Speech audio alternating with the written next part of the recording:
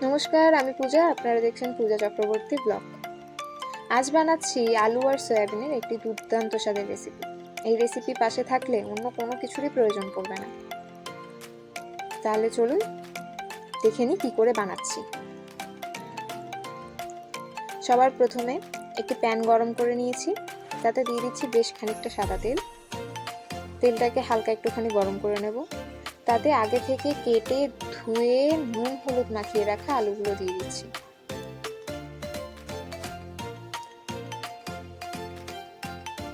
আলুটাকে একটু ভালো করে লাল লাল করে ভাজতে হবে।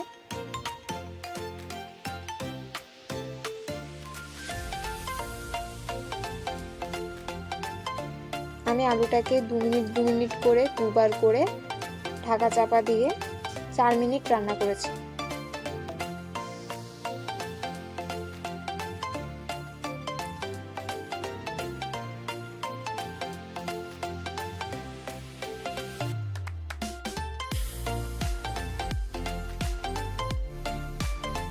আলুটা লাল লাল হয়ে আসলে এবার তেল ছেঁকে তুলে নেব।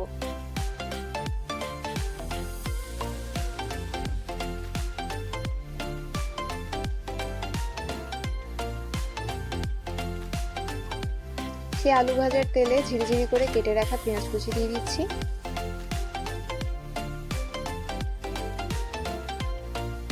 পেঁয়াজটা হালকা বাদামি না হওয়া অবধি ভেজে নিচ্ছি।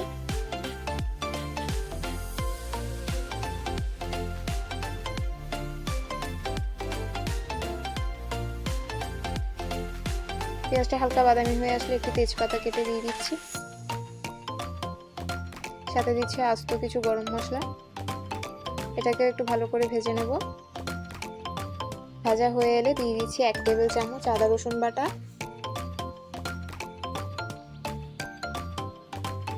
এটাকে একটু বেশ খানিকক্ষণ ধরে ভেজে নেব, যাতে আদা রসুনের কাঁচা গন্ধটা চলে যায়। ভাজা হয়ে এলে দিয়ে দিচ্ছি কিছু শুকনো মশলা। দিচ্ছি হলুদ গুঁড়ো, লঙ্কার গুঁড়ো, সাথে ধনে জিরে গুঁড়ো ও নুন দিয়ে এটাকে 2 মিনিট ভেজে নেব। হয়ে এলে অল্প একটুখানি জল দেব, দিয়ে ভালো করে কষিয়ে নেব।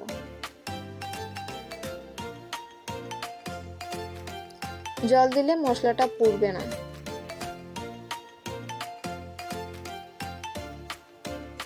মশলাটা তেল ছেড়ে না আসা অবধি ভালো করে ভেজে নিতে হবে। মশলা তেল ছেড়ে আসছে।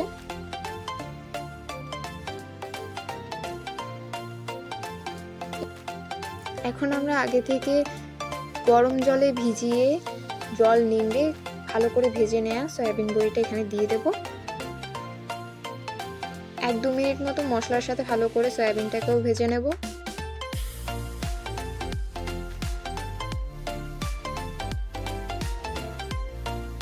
সয়াবিনটা ভালো করে ভাজা হলে দিয়ে দিচ্ছি ভেজে রাখা আলু। এটাকেও কিছুক্ষণ সয়াবিন আর মশলার সাথে ভালো করে কষিয়ে নিতে হবে।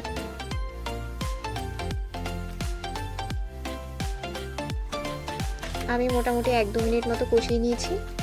এবার পরিমাণ মতো জল দিয়ে দেব।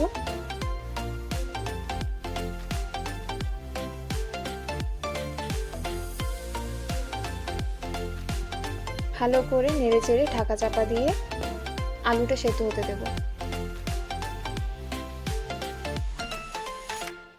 ফুটে এসছে, এবার একটুখানি নেড়ে দেব।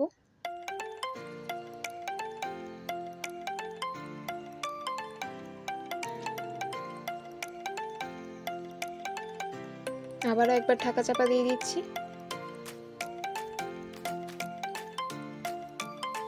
হয়ে গেছে আমাদের আলু আর সয়াবিন বড়ির একটি অসাধারণ রেসিপি।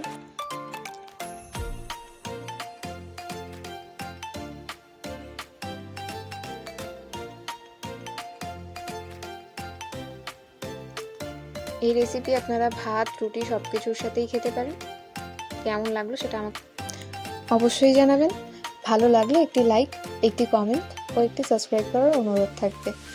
ধন্যবাদ।